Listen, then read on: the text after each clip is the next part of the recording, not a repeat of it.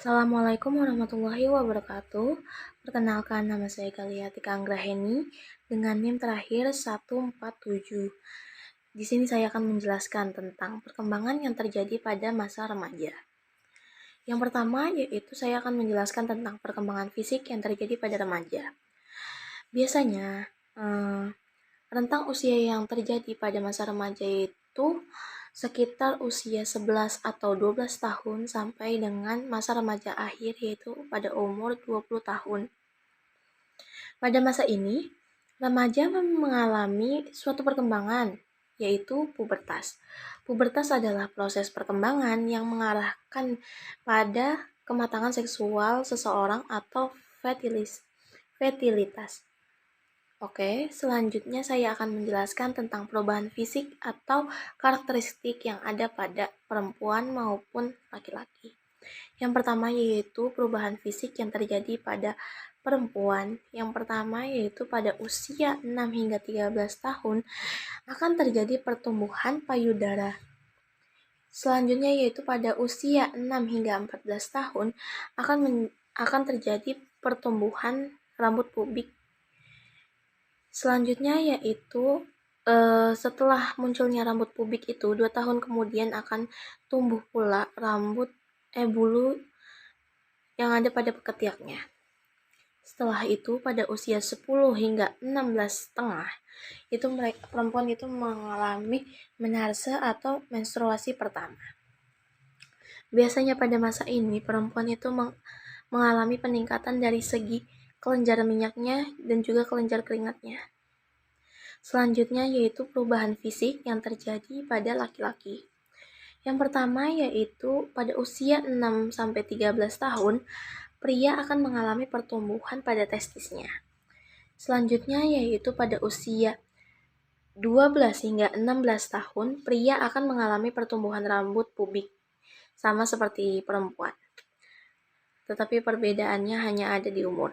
Terus pada masa ini, pria akan mengalami perubahan pada pita suaranya, dan pada masa ini juga laki-laki akan mengalami peningkatan pada kelenjar minyaknya dan juga kelenjar keringatnya.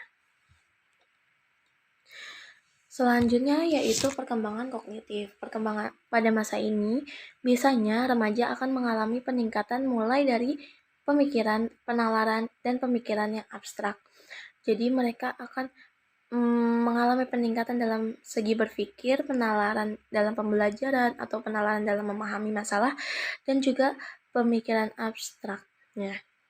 Selain itu, remaja akan mengembangkan diri dalam berbahasa, contohnya seperti menggunakan bahasa gaul untuk melepaskan jati dirinya dari orang dewasa atau orang tua.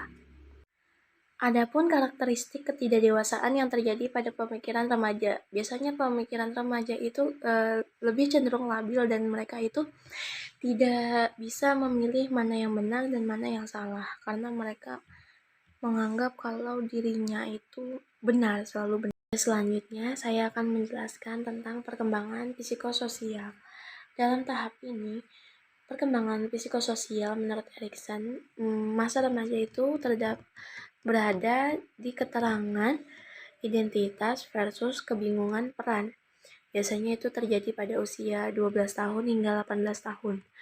Erikson juga menyadari bahwa bahayanya dari tahap ini, mereka remaja akan mengalami kebingungan identitas atau peran yang dapat memperlambat pencapaian dewasaan psikologisnya. Yang kedua yaitu adapun identitas yang terbentuk ketika remaja berhasil memecahkan 3 masalah utama. Yang pertama yaitu masalah utama tentang pilihan kerja. Yang kedua yaitu tentang adopsi nilai yang diyakini atau dijalani, seperti dia mengambil keputusan dan lain-lain sebagainya. Yang ketiga yaitu perkembangan identitas seksual yang memuaskan. Baik, sekian dari saya, kurang lebihnya mohon maaf. Wassalamualaikum warahmatullahi wabarakatuh.